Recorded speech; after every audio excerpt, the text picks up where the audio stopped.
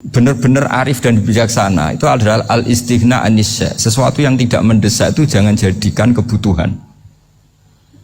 Sehingga kalau kita puasa misalnya, semua makanan itu enak karena kita sangat lapar.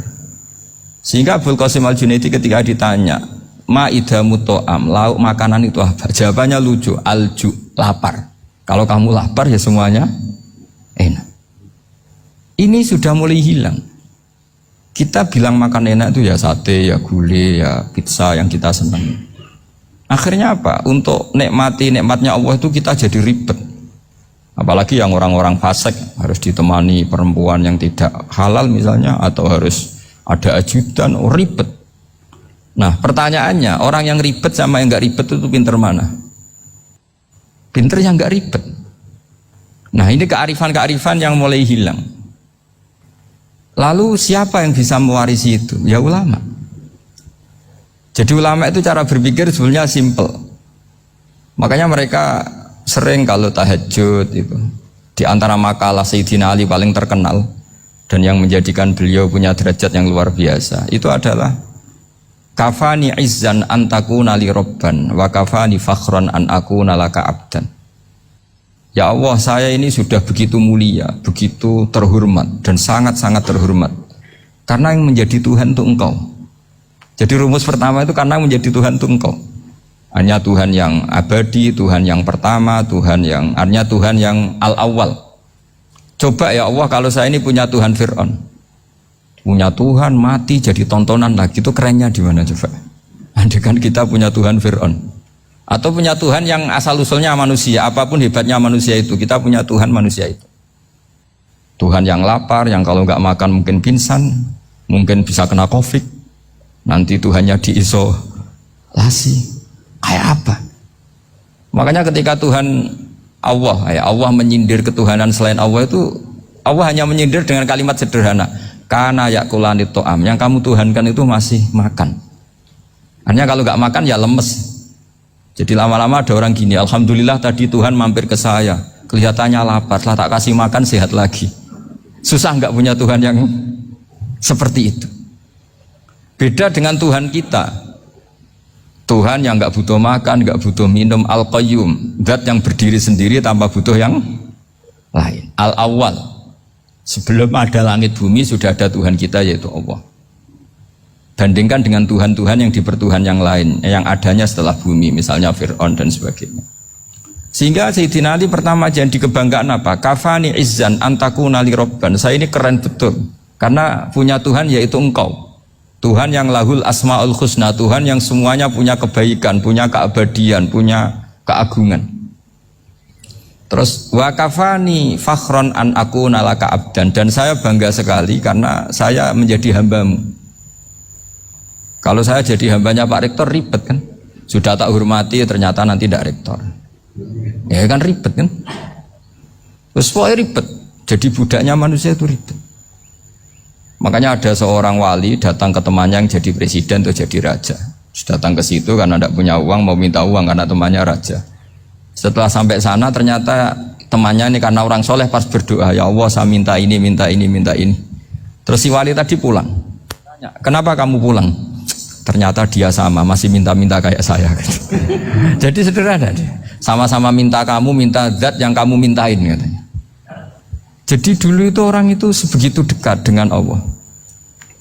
Sehingga si raja ini terus ketemu wali tadi tanya, kenapa kamu menyepelekan saya padahal sekarang saya raja? Terus ditanya sama wali tadi, karena temannya, kalau kamu di padang pasir tidak bisa minum dan harus minum 1 gelas, dengan ongkos kamu harus mengasihkan semua kerajaan kamu demi minuman itu. Pilih mana, minuman apa tetap jadi raja? Ya saya milih bisa minum. Saya tidak raja tetap hidup, tapi kalau nggak minum mati. Bagaimana Anda bangga dengan satu kerajaan sing la yusawi kak samain, yang tidak sama dengan segelas air. Jadi artinya terus mereka melihat jadi raja itu ya biasa, jadi presiden biasa, jadi rektor biasa, karena mereka biasa berlogika. Hakikatul izzah itu ya at-taqarrub ila Allah, yang benar-benar terhormat itu ya dekat dengan Allah. Begitu seterusnya mereka bikin paradok-paradok yang aneh, tapi itu menjadi pelajaran. Bapak saya Ki Nur Salim itu senang baca anekdot Nasiruddin Koja. Itu kalau bikin orang-orang aneh, itu dia datang ke satu pesta, pakai baju lusuh, pakai sarung lusuh atau celana lusuh, sama Sohibul Bed yang punya acara dibiarin. Setelah dibiarin dia pulang pakai jas, pakai dasi, pokoknya keren. Dihormatin, pakai alpat, pokoknya dihormatin. Silakan, silakan. Pas dia disuruh minum, minumannya itu disokkan saja ke sakunya. Jas, kamu harus minum yang banyak, karena kamu yang dihormati, bukan saya. Terus makanannya semuanya diletakkan di saku, ada yang apa, ayo kamu makan yang banyak. Alpatnya juga gitu, dikasih sate apa, ayo kamu makan yang banyak. Mereka tidak melihat saya, melihat kamu. Akhirnya orang satu pesta itu istighfar semua, berarti kita ini salah. Terus dia pidato, kenapa kamu ngomong gitu? Tadi saya datang, orangnya sama. Gara-gara beda pakaian, penghormatannya beda. Berarti yang berhak dapat makanan ini jasa ya, bukan saya. Betapa naifnya kita sebagai orang. Ternyata kita masih hormat sesuatu yang seperti itu, yang atribut lah. Jadi orang-orang sufi itu orang yang bisa menertawakan dunia. Akhirnya ya, pertama dia dianggap orang gila, masa jas dikasih makan, dikasih minum. Tapi secara fikih dia benar, haram dia makan. Karena pas dia datang dibiarin, setelah pakai jas dikasih makan. Berarti hakikat yang dapat rezeki siapa? Jasnya apa orangnya? Jasnya apa orangnya? Jasnya.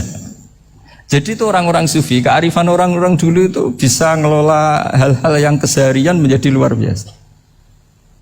Ada seorang wali melihat istrinya makan satu piring, anaknya makan satu piring. Ditanya, kalian kenyang? Wah, kenyang sekali. Melihat anaknya minum kopi satu cingkir, senang. Kalian senang-senang sekali. Wah, kalau senang dengan hal-hal yang murah bisa, ngapain harus senang dengan hal-hal yang mewah? Bodoh sekali saya. Sehingga terus mereka bisa qanaah. Qanaah itu ya hidup itu simpel, sederhana. Jadi tentu saya tidak akan ngomong yang muluk-muluk, selain itu tidak bidang saya juga apa ya. Kita ini butuh obat di kondisi Covid seperti ini, butuh kesederhanaan, butuh apa ya, istighna tadi. Kita harus istighna billah an ghairillah. Jadi sudah cukup bahwa Allah ini segalanya.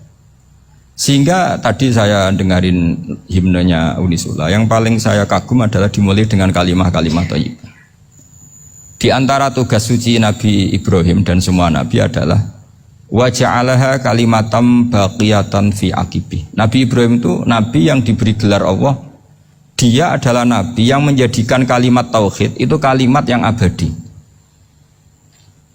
Fi akibih, di anak turunnya, di semua generasinya, baik anak turun karena gen maupun karena pembinaan, karena pendidikan.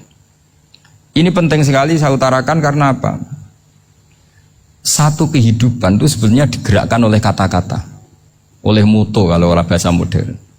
Sehingga banyak ulama mengatakan al-ibarat qutun li'ailatil mustami'in, bahwa redaksi atau moto atau pegangan hidup itu penggerak kehidupan. Sehingga sebetulnya manusia itu digerakkan oleh kalimah-kalimah itu, oleh moto-moto itu, oleh prinsip-prinsip hidup itu.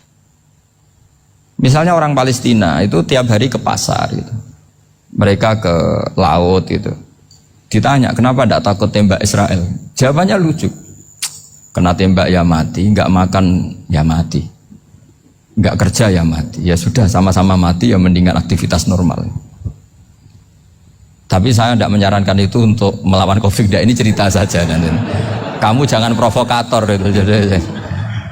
Karena ini wilayah sensitif. Jadi banyak orang yang poligami. Kalau ditanya alasannya gitu, istri satu ya cerewet, dua ya cerewet, mendingan 4. Ya banyak ya gitu. Tapi ada yang kebalikan, istri satu cerewet saja hampir jantungan, apalagi 4, tinggal matinya kan gitu. Itu semua yang menggerakkan itu kalimat. Kalimat itu satu pegangan. Banyak orang loh yang nggak ingin jadi rektor tuh banyak loh Pak Bejo. Jangan kira semua dosen ingin jadi rektor. Melihat rektor sibuk rapat, mempertahankan reputasi Unisula, terus sering pegang kepala. Ngapain repot-repot?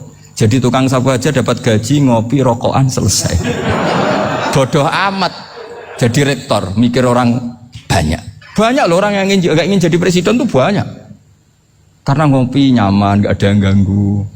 Mau tidur sampai jam 9 siang juga gak ada yang ganggu. Sehingga mereka melihat pegawai negeri itu gak keren, orang kok diatur jam, disiplin. Itu memang cara Allah membagi rahmat. Mau kamu apakan coba? Cara syukurnya dia seperti itu. Bapak saya dulu tuh sering ngajarin saya, diajak jalan-jalan pagi-pagi. Melihat orang ngopi, makan uduk itu bapak seneng. Kok enak jadi wong awam. Ngene esuk-esuk nyemak bocah kesel kabeh kono enak ngopi rokokan. Bapak kadang iri sama orang awam itu iri. Sudah gitu berharap masuk surga kan enak sudah gitu. Tahu-tahu mati, tidak tahu ke surga apa ke neraka ya tidak tahu. Jadi nah, orang dulu itu orang yang bisa mensederhanakan dunia. Sehingga ya sudah cara bahagia. Makanya saya alhamdulillah saya ini kerjasama sama UII sama beberapa kampus. Memang amdan itu sengaja. Kampus itu ya punya sistem yang nggak bisa mewakili sistem kiai. Kiai juga punya sistem yang nggak terwakili oleh kampus juga sebaliknya saling melengkapi. Saya sering ketemu rektor UII, rektor kampus-kampus Islam. Mereka cerita, Gus pendidikan pondok harusnya dimodernkan gini-gini. Saya bilang, kalau pondok modern kayak kampus itu nanti saya ketemu Allah tidak bisa jawab. Kenapa Gus? Saya beri contoh gini. Kalau misalnya perempuan perawan lah atau apa saja, namanya perempuan, mau tanya tentang menstruasi atau haid. Kalau semuanya sistem kampus, dia harus kuliah dulu. Registrasi dulu, kuliah dulu, bayar dulu. Dan dapat jawabannya nunggu mata kuliah pas itu. Bandingkan kalau sistem pondok, saya tuh sering ke pasar sama anak saya dicegat sama ibu-ibu. Gus, anak saya ngalami gini-gini, keluar darah terus menerus, nggak 6 hari tapi 1 bulan penuh. Itu hukumnya apa Gus ya? Nanti saya mau sowan ke jenengan. Nggak usah sowan di sini aja. Ya sudah, sebelum mengeluarkan darah yang rutin seperti itu biasanya haidnya berapa hari? 6 hari ya sudah ikut yang 6 hari, yang lainnya istighatsah. Ngoten tok Gus, ya udah ya. Begitu terus di masalah udhiyah, Pak. Ya coba kalau semuanya pakai sistem kampus, daftar dulu, bayar dulu. Jadi ini nggak ada jawabannya, nunggu mata kuliah itu, baru dapat jawaban. Itu biasa nggak sholat bertahun-tahun karena belum ada jawaban tentang itu. Nah itu kalau misalnya orang mati, tahunya cara memulasara jenazah itu nunggu kuliah dulu, pas mata pelajaran itu dulu, baru menangani orang mati. Berarti orang mati itu tergeledak semua. Tapi kalau kiai kan enggak. Kesini orang mati terbakar, kalau dimandiin malah badannya copot-copot, itu gimana hukumnya? Ini ada orang mati Gus Kendat, ini disolati apa enggak? Ada orang mati oplosan ya kan? Itu disolati enggak? So sering ditanya gitu. Gak usah registrasi Pak Rektor, gak usah registrasi, gak usah daftar, gak usah seminar. Makanya kalau orang kampus wani kiai itu ya kualat tenan gitu, karena ini yang on time. Tapi pondok seperti saya ya ikrar seikrar-ikrarnya. Pentingnya kampus karena melatih efisiensi waktu, disiplin, tata kelola manajemen sehingga kita ya hormat. Tapi tadi kita harus saling melengkapi sehingga saya tunjukkan ke publik bahwa saya hormat sekali sama polisi, sama tentara. Coba kita bisa apa ngadepi bandar narkoba kalau enggak polisi? Bisa apa coba menjaga NKRI kalau enggak tentara? Begitu juga ya sudahlah kita memang fa inna yadallahi ma'al jamaah, kita berkah itu kalau bersama-sama, tidak bisa kita sendiri. Nah lalu orang kayak saya itu ya beberapa kali sebetulnya saya itu ditawanin jadi doktor honoris causa apa. Kekhawatiran saya satu Pak Bejo, takut pas nggak punya uang itu dokter kok di duit kan nggak pantas gitu. Jadi repot gitu, daripada beban lah sudah lah nggak usah dokter. Jadi kalau nggak punya uang ya pantas, terus kalau ngebis ya pantas. Suatu saat kalau mati nggak ada yang hadir ya pantas, nggak dokter gitu. Kalau sudah dokter kok masuk neraka, kayaknya apalagi rektor kampus Islam kok masuk neraka itu kan kok kayak nggak pas itu. Misalnya rektor Unisiola ditanya mungkar nakir nggak bisa kan kayak gimana gitu. Makanya harus sering ngaji saya supaya nggak malu di depan mungkar nakir. Masa rektor ditanya mungkar nakir nggak bisa. Harus berani bentak, ini saya rektor loh Pak Mungkar Nakir. Masa kalau wali-wali dulu berani. Masyhur di cerita wali-wali ditanya marabbuka manabuka, saya ini guru tauhid. Kok kamu tanya marabbuka manabuka yang ngotok? Kamu tidak pernah ngaji, enak aja tanya. Jadi wali-wali itu ya rileks ngadepi mungkin. Saya yakin rileks wali di Bang Pak Rektor, saya yakin itu. Karena wali itu lebih dekat Allah. Sehingga orang dulu itu, saya ulang lagi ya, ada satu kearifan namanya hidup itu apa? Hidup itu adalah cari sebanyak mungkin supaya hidup itu tidak tergantung pada banyak hal. Sehingga misalnya cara berpikir orang-orang modern itu sebenarnya banyak orang-orang ilmuwan yang nggak ngagumi Amerika. Bukan karena angkuh, enggak. Untuk mempertahankan kebesaran negara sebesar itu, kebutuhan listriknya besar, kebutuhan tentaranya besar, kebutuhan apa? Sementara negara kayak Venezuela atau Swiss kebutuhannya ada banyak. Pertanyaannya, yang tergantung dengan banyak hal sama yang tidak tergantung banyak hal, itu pinter mana? Kalau dibalik pertanyaannya gitu, negara-negara maju itu tidak keren kalau dibalik pertanyaannya.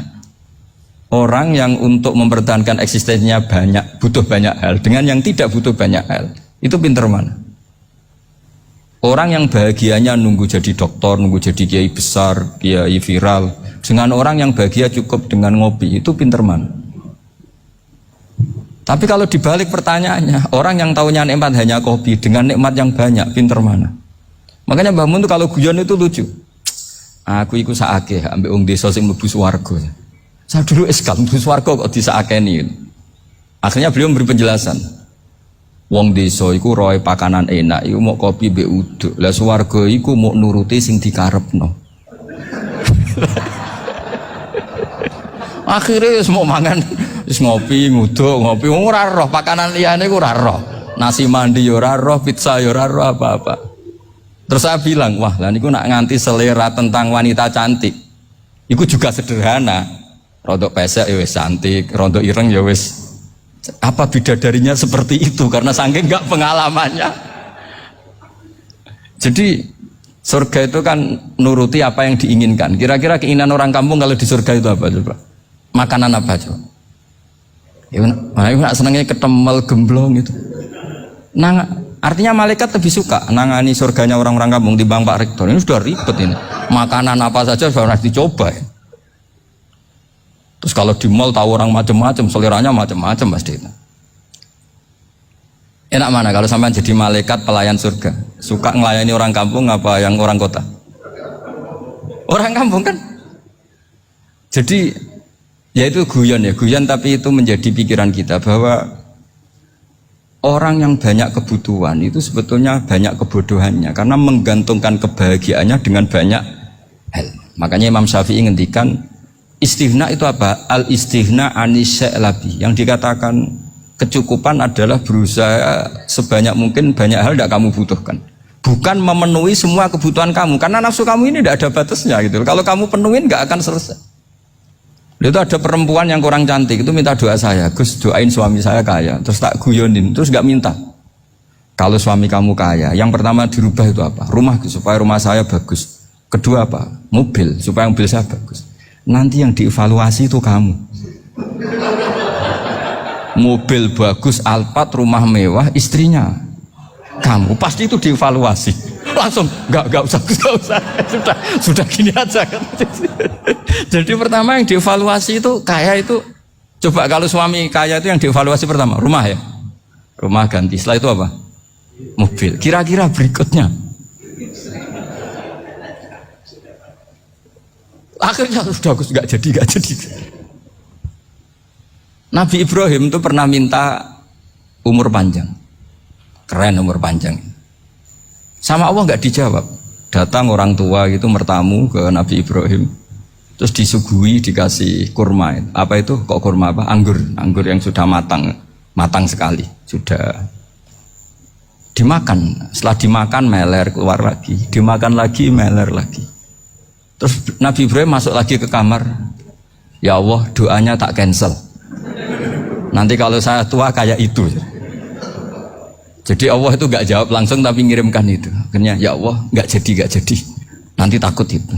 Saya pernah ngalami jadi kiai tadi ada ibu-ibu ya gak pati cantik lah. Suaminya tuh miskin sekali.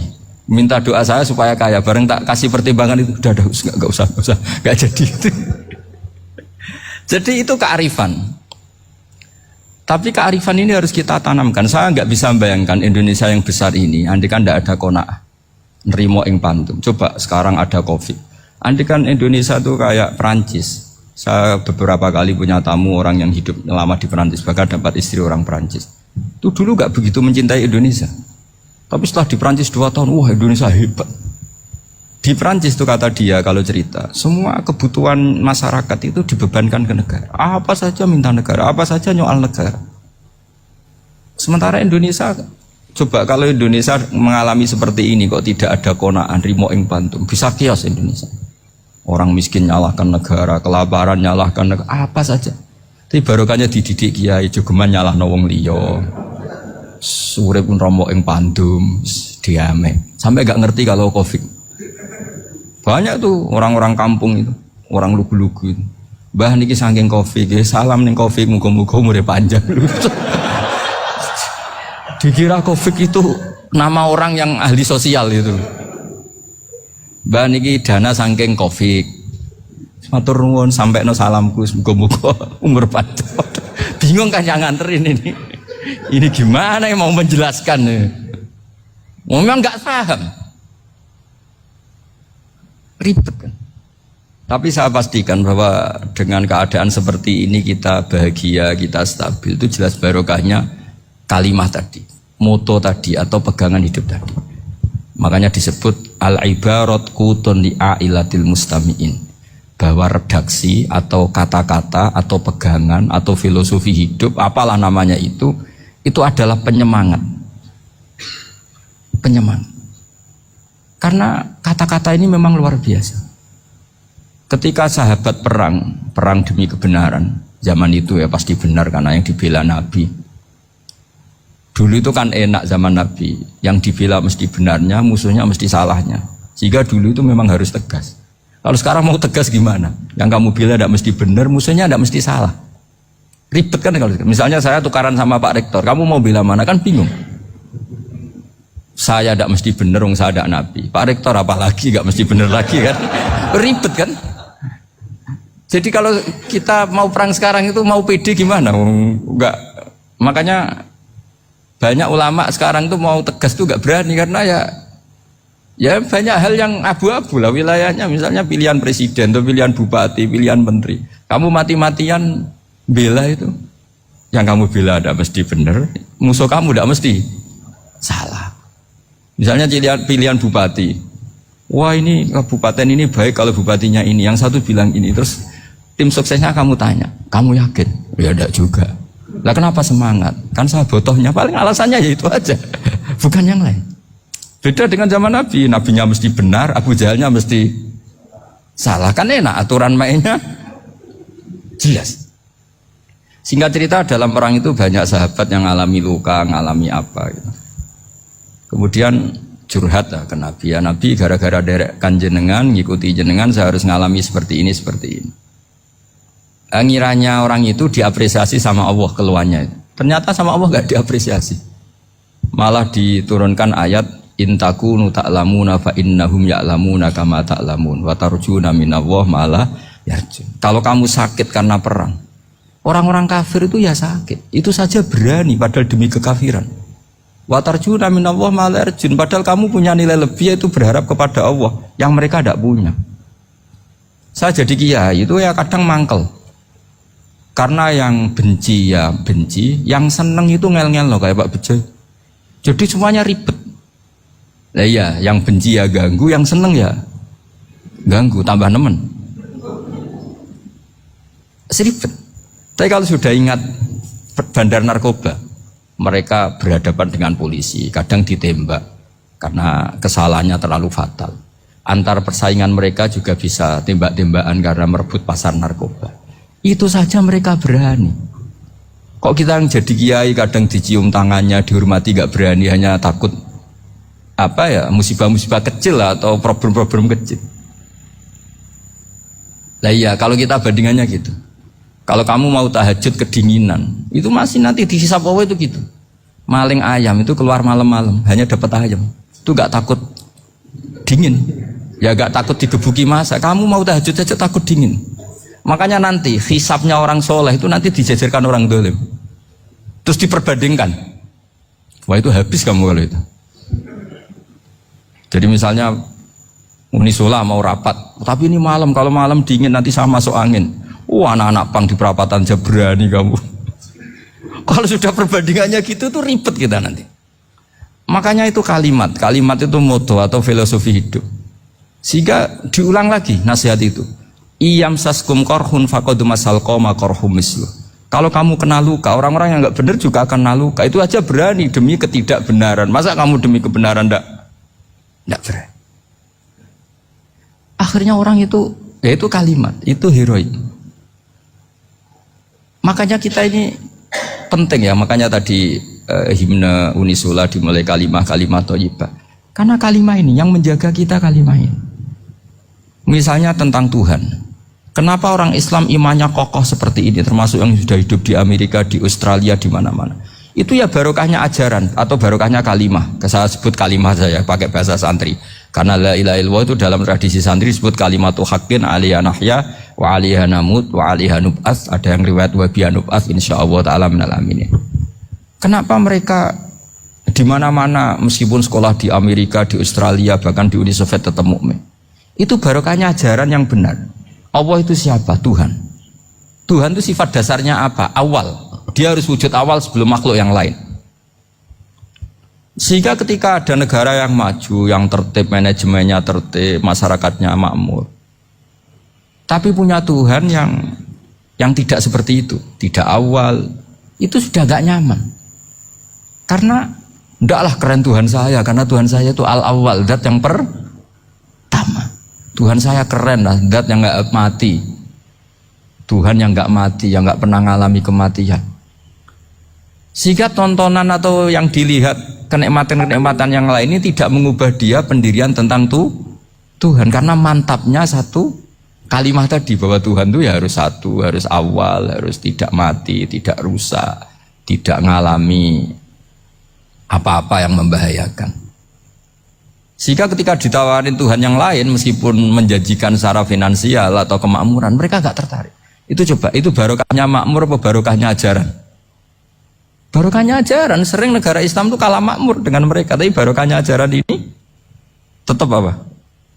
Tetap Islam. Makanya Nabi Ibrahim, Nabi yang sukses bikin wa ja'alaha kalimatam baqiyatan fi aqibi. Sehingga kita ini bekti sama orang tua misalnya, itu ya karena ajaran. Suwargamu itu karek wong tuamu. Nak wong tuamu ridho, Allah ridho. Nak ora ridho, Allah ora ridho. Ridho wa fi ridhol walidain wa sakhatu wa sukhtu wa fi sakhatil. Sehingga ketika ada orang tua yang agak brengsek gitu, anak-anak tetap hormat. Punya orang tua yang miskin, yang sudah miskin, tukang tombok nomor, banyak kan di kampung gitu. Ya tetap hormat. Coba kalau dari awal kita ngajari orang tua kamu hormati ya, kalau baik, kalau tidak usah. Bisa geger Indonesia. Tapi barokahnya ajaran-ajaran itu Indonesia tertib karena ada ajaran. Nah ini di sini pesantren dan Unisula semua harus berkontribusi membuat ajaran yang benar itu adalah ciri utama Islam. Sehingga Islam ini dimulai dengan ajaran kalimatu haqqin alaiha nahya wa alaiha namut. Sehingga kita tenang seperti ini. Saya ini termasuk kiai yang tenang. Meskipun kata orang banyak saya ini kiai besar, tapi termasuk kiai yang paling tenang. Termasuk yang paling tenang. Karena saya ini pakai mazhab orang-orang hebat. Saya berkali-kali cerita, orang kayak Imam Syafi'i itu orang yang luar biasa. Saya berkali-kali cerita, orang yang tadi nyium tangan kamu ya Imam Syafi'i, di belakang tuh ngerasani kamu, menghujat kamu. Jawabannya enak saja. Berarti saya alhamdulillah orang yang wibawa. Buktinya di depan saya nggak berani. Jadi enteng saja. Diceritain sebagian kampung, sebagian separuh dari warga kamu itu nggak suka kamu. Ya bagus lah nggak suka saya, nggak akan utang duit saya. Di mana-mana orang utang tuh karena teman dekat. Kalau nggak seneng pasti minimal nggak utang, nggak pinjam mobil, nggak pinjam apa. Berkah mana yang seneng sama yang gede? Jadi dianggap enteng saja. Semua yang dialamin dianggap enteng saja. Misalnya punya istri pemarah, ya baguslah marahin suami. Kalau marahin tonggo malah ribet. Jadi kamu harus terima kasih kalau dimarahin istri. Baguslah marahin saya mah, kalau marahin tonggo ribet. Jadi enteng saja. Tapi kita sekarang itu karena nafsu ya, sehingga menghadapi hidup ini ribet. Ulama dulu kalau mau mati itu senangnya bukan main. Sudah lama saya ini ingin gak maksiat. Kayaknya gak maksiat paling efektif itu mati. Ya tidak apa-apa Gusti, kalau sebaiknya mati ya mati aja. Enteng saja. Jadi melihat kematian itu akhir dari segala keburukan atau potensi keburukan. Apapun baik kita sekarang, suatu saat mungkin kita nggak baik. Yang bisa menghentikan ketidakbaikan atau potensi ketidakbaikan itu apa coba? Mati kan? Berarti mati itu mengerikan apa menyenangkan? Mesti kamu tidak berani menjawab. Meskipun secara ilmu kamu berani, tapi secara rasa agak berani kan? Saya ulang lagi ya, yang bisa menghentikan keburukan atau potensi keburukan itu apa coba? Apa? Kematian. Berarti kematian itu menyenangkan atau menyusahkan? Apapun kamu tidak berani jawab karena kamu agak-agak duniawi itu kelihatannya. Tapi secara ilmu, kamu tahu kan kalau mati itu tidak buruk-buruk banget. Karena apa? Itu akhir dari segala keburukan. Sehingga Nabi ngajarkan kalimat itu begitu luar biasa. Allahumma ahyini makanatil hayatu khairan li wa tawaffani makanatil wafatu khairan li. Nabi melihat dunia itu begitu indah. Ya Allah, kalau saya ini hidup, anggap saja hidup ini ziyadatan li fi kulli khairin, menjadi modal saya menambah segala kebaikan. Jika suatu saat saya mati, anggap mawon rohatan li min kulli syarrin, itu akhir dari segala keburukan saya. Sehingga mati hidup ya baik karena di situ kita bisa berkontribusi beramal soleh. Mati juga baik karena mengakhiri segala keburukan.